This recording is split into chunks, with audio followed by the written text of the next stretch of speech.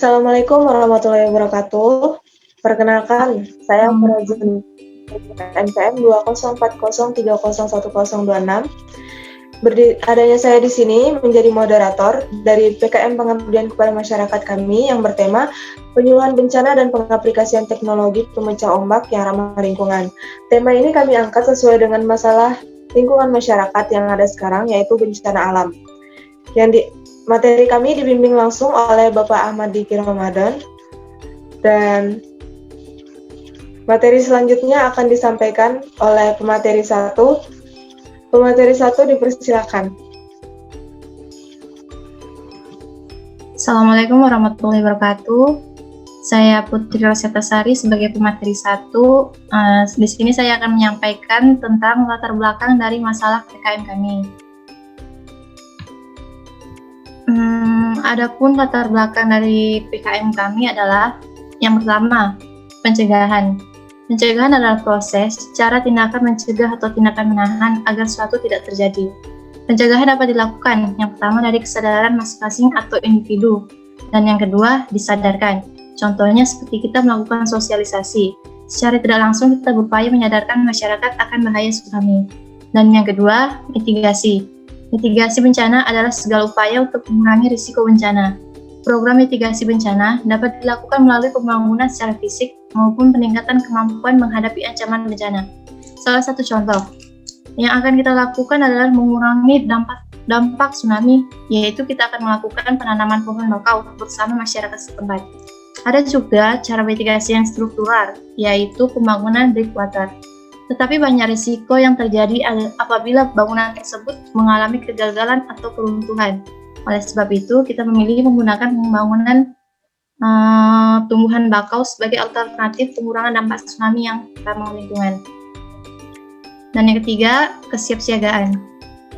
Kesiapsiagaan merupakan serangkaian kegiatan yang dilakukan untuk mengantisipasi bencana melalui pengorganisasian serta melalui langkah yang tepat guna dan berdaya guna.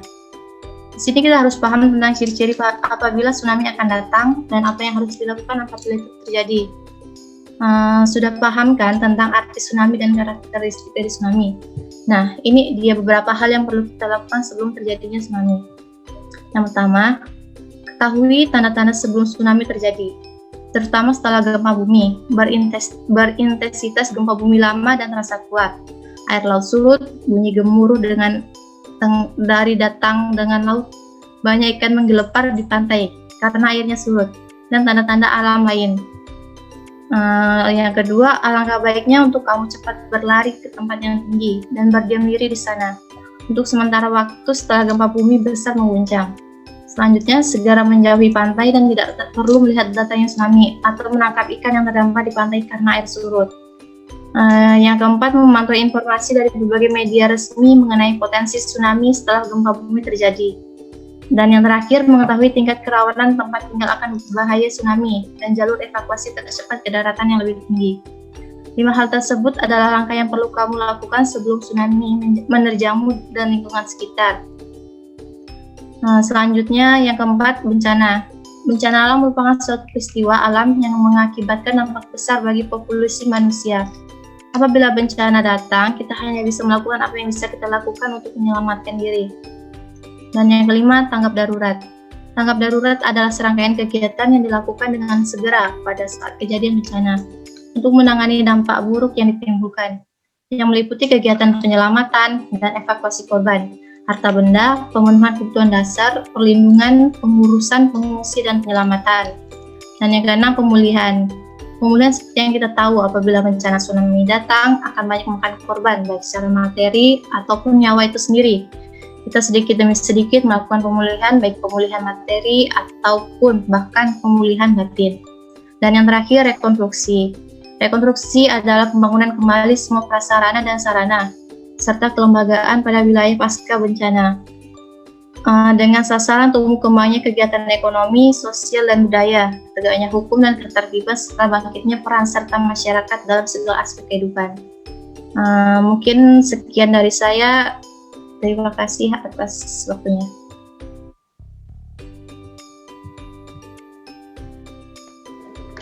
Terima kasih kepada Putri Rosetta Sari telah menyampaikan materinya. Selanjutnya akan disampaikan oleh pemateri kedua. Pemateri kedua dipersilahkan. Baik, terima kasih atas waktunya. Perkenalkan, nama saya Reski Amanda dengan NPM 204030101009. Nah, di sini saya akan menjelaskan sedikit tentang rumusan masalah, tujuan, dan luaran yang diharap. Nah, Indonesia ini merupakan negara maritim terbesar di dunia yang memiliki laut terluas, pulau terbanyak, dan terpanjang kedua di dunia setelah Kanada. Indonesia juga memiliki gunung berapi. Setidaknya ada 240 buah dan sekitar 70 diantaranya itu masih aktif. Dalam pemetaan gempa, wilayah Indonesia ini termasuk rawan terhadap bahaya tsunami. Tsunami merupakan salah satu resiko ikutan gempa yang terjadi di bawah laut yang ditakuti oleh umat manusia. Pengalaman gempa yang disusul dengan tsunami pada 26 Desember 2004 yang terjadi di Aceh dan telah memakan korban jiwa serta harta benda yang luar biasa yang menyebabkan bangsa Indonesia trauma dengan tsunami. Nah, dari penjelasan yang saya sampaikan dan dari rekan saya sampaikan tadi, terdapat rumusan masalah yang akan kami bahas di dalam PKM kami. Secara garis besar, rumusan masalah yang ada di dalam PKM kami ini ada 3 poin penting, yaitu yang pertama, bagaimana sih tingkat dan bentuk partisipasi masyarakat dalam mitigasi bencana tsunami? Bagaimana cara menentukan lintasan terpendek untuk setiap individu yang melakukan evakuasi dari posisi awal sampai mencapai lokasi aman? Serta mitigasi seperti apa yang dilakukan pasca terjadinya tsunami. Sedangkan tujuannya ada 3 juga, yaitu yang pertama, mengetahui tingkat dan bentuk masyarakat dalam mitigasi bencana tsunami. Kemudian yang kedua, mendapatkan jalur tercepat untuk evakuasi dari posisi awal sampai mencapai lokasi aman. Kemudian yang ketiga, tindakan yang diambil oleh masyarakat dan pemerintah pas terjadi tsunami. Kemudian luaran yang diharap. Yang pertama itu adalah masyarakat yang memiliki tingkat kewaspadaan dan memiliki persiapan sebelum terjadi bencana tsunami. Kemudian yang kedua, mendapatkan jalur tercepat untuk evakuasi ke tempat yang aman. Dan yang ketiga, yang terakhir, berasaskan gotong royong agar pemerintah dan masyarakat turun tangan dalam mitigasi pasca bencana untuk melakukan perbaikan. Sekian dari saya. Terima kasih atas waktunya. Terima kasih kepada Reski Amanda sebagai pemateri kedua. Selanjutnya akan disampaikan oleh pemateri ketiga. Pemateri ketiga dipersilakan.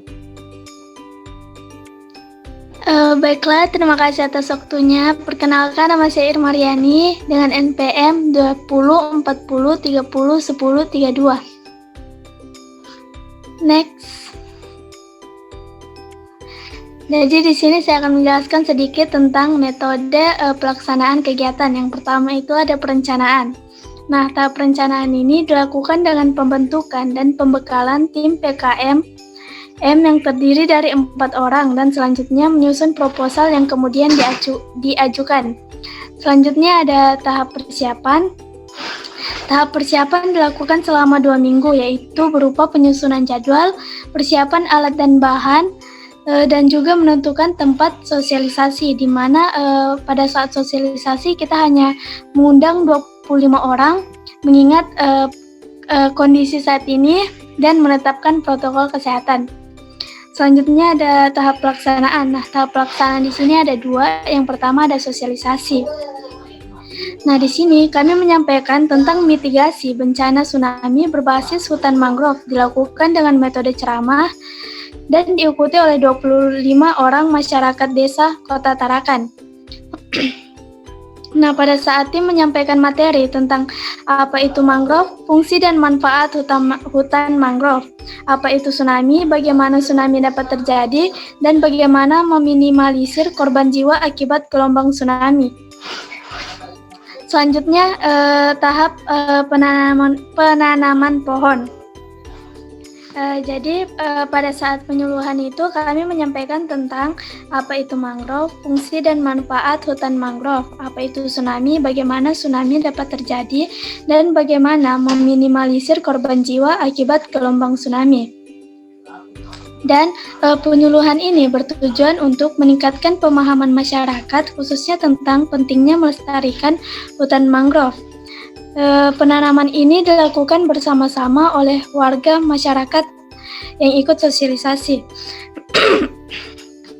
Salah satu tujuan penanaman mangrove ini adalah untuk mengurangi dampak buruk dari tsunami. Penyuluhan yang diberikan juga disertai dengan contoh langkah-langkah penanaman bibit pohon mangrove dengan cara yang tepat. Selanjutnya ada tahap evaluasi. Tahap evaluasi ini dilakukan untuk memberikan solusi terkini yang dihadapi masyarakat terkait masalah mitigasi bencana. Tahap ini diukur dari mana pemahaman masyarakat terhadap bencana, kewaspadaan masyarakat terhadap bencana, serta upaya masyarakat dalam mengurangi kerusakan akibat bencana. Nah, indikator keberhasilan ini tidak hanya diukur dari pemahaman masyarakat terkait mitigasi saja, tetapi berkurangnya kerusakan serta tidak ada korban jiwa dalam bencana merupakan suatu keberhasilan dalam kegiatan ini. Terima kasih.